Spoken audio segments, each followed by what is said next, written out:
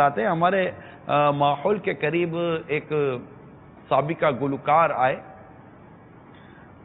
ظفر اقبال ظفری یہی نام تھا۔ یہ کس طرح ماحول میں آئے، اور یہ چونکہ ایک میری معلومات کے مطابق ایک مشہور گلوکار اور موسیقی اور ان تمام چیزوں سے وابستہ رہے، اور ان کو جس طرح ایک چوٹ لگی اور جو یہ ان کا کس طرح جو میں نے ابھی وضاحت کی نا، اس کا عملی ثبوت وہ چلے آپ کو انہی کا بتاتے کہ یہ خود کہیں گے کہ میرے اندر کیسے تبدیلی ہے۔ ذرا دکھائیے مدنی چینل کے ناظرین کو۔ بے شمار گیت گائے، بے شمار آڈیو البمز اینڈ سیڈیز میری ریکارڈ ہوئی اسی دوران جبکہ میں موسیقی سے وابستہ تھا۔ شاید یہ زندگی کا ایک ٹرننگ پوائنٹ تھا۔ فیضان مدینہ کراچی میں شوبز کے لوگوں کے لیے ایک مدنی مذاکرے کا اہتمام کیا گیا۔ فیضان مدینہ چونکہ پہلی مرتبہ جانا ہوا میرا، ایک عجیب سا سما تھا، اور دیکھیے نصیب کی بات ہے، انسان کو ایک اپنے نام کا، اپنی شہرت کا ایک کریڈٹ بھی ملتا ہے۔ میرے لیے کافی ان یوزول سچویشن تھی وہ، اور اس طرح سے نہ جانے میرے دل پہ کس چیز کا اثر ہوا۔ اثر انگیز اور حیرت انگیز ایک محفل تھی، پاکیزہ محفل۔ وہاں جا کر زندگی کا ایک رخ پلٹ گیا۔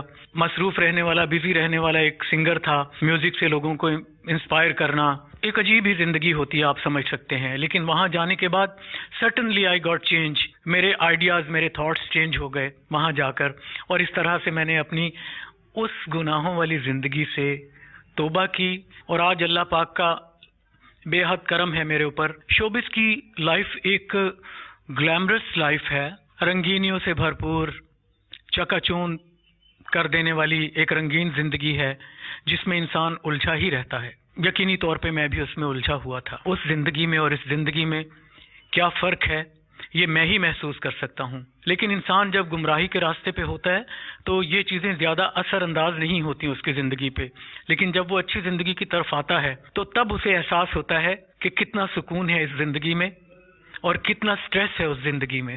اور بتانا چاہتا ہوں کہ مدنی چینل کے توسط سے عمرے کی سعادت بھی نصیب ہوئی ہے مجھے۔ اللہ تعالیٰ کے گھر میں حاضری کا موقع ملا، ان گلیوں کو دیکھنے کا موقع ملا، دیدار کیا، پیارے نبی صلی اللہ علیہ وآلہ وسلم کا روضہ مبارک پوری رات بیٹھ کر وہاں رویا ہوں، اپنے گناہوں کی معافی مانگی ہے۔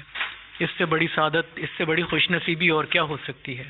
تو میں دل سے شکر گزار ہوں مدنی چینل کا، باپا جان کا، محبت کرنے والے ان تمام دوستوں کا، لوگوں کا، جنہوں نے مجھے اس کیچڑ سے نکال کر اس اچھی زندگی کی طرف لانے میں بہت کوشش کی ہے۔ کچھ بھٹکی ہوئی سوچیں اور کچھ خیالات ایسے بھی ہیں جو کہتے ہیں کہ موسیقی روح کی غذا ہے۔ میں بھی انہی بھٹکے ہوئے لوگوں میں تھا، میری بھی سوچیں ایسی ہی تھیں، لیکن اب جب آپ اچھائی کی طرف جاتے ہیں تو تبھی آپ کو برائی کا احساس آپ کے ذہن میں اجاگر ہوتا ہے۔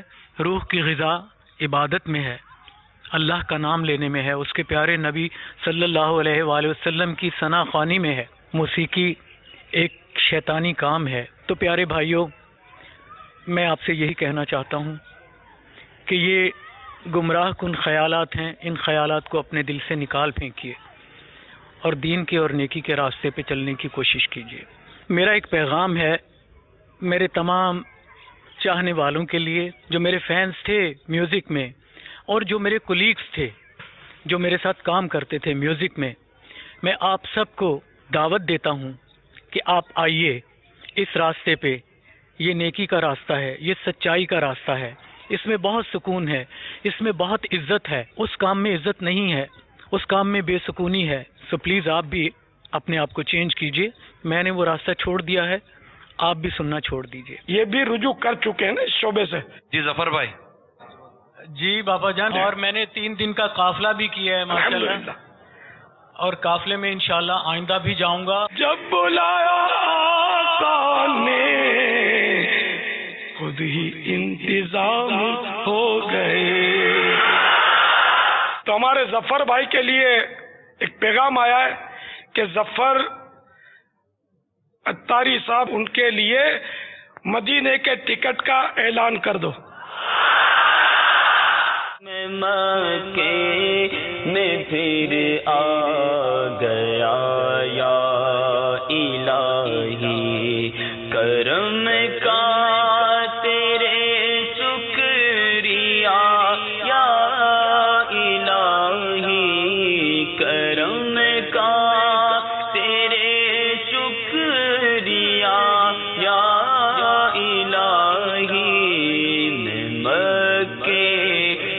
پھر آ گیا یا الہی۔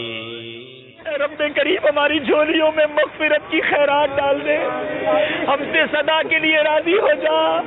الحمدللہ عز و جل وہ صفا کی پہاڑی جس کے بعد ذکر قرآن مجید میں موجود ہے، ہم بالکل اس صفا کی پہاڑی کے پاس موجود ہیں، تہ خانے میں ہیں، گویا صفا کی جہاں بنیادیں ہیں ہم وہاں موجود ہیں۔ خیال یار بچ میں مست رہندا دن راتی میرے دل بچ سجن وسدا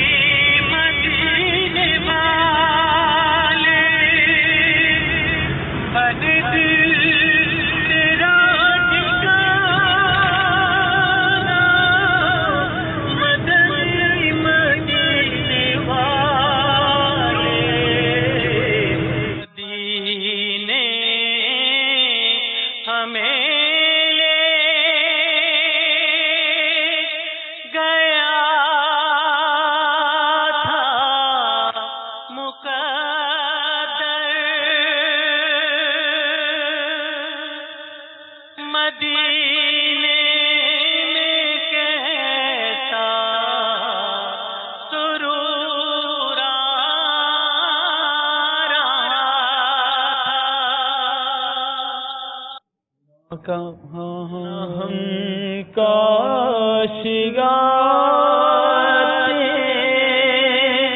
یہاں لوٹ کر مدینے میں کیسا سرور رہا تھا وہاں بارش نور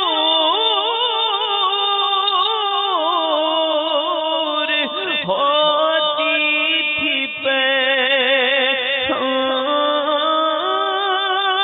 نہ دنیا جھٹ زمانے کا تھا ملا تھا ہمیں قرب جاہے دو عالم مدینے میں کیسا سرور رہا تھا مدینے میں کیسا سرور رہا تھا۔ کہتے ہیں لوگ گانے سن کے بھی روتے ہیں اور اس طرح کے گناہوں بھرے معاملات بھی لوگوں کو رلاتے ہیں۔ یاد رکھیے شراب بھی وقتی طور پر غم بھلا دیتی ہے، مگر شراب خود ایک غم ہے جو لگ جاتی ہے اور دوسرے غموں کو اور پختہ کر دیتی ہے۔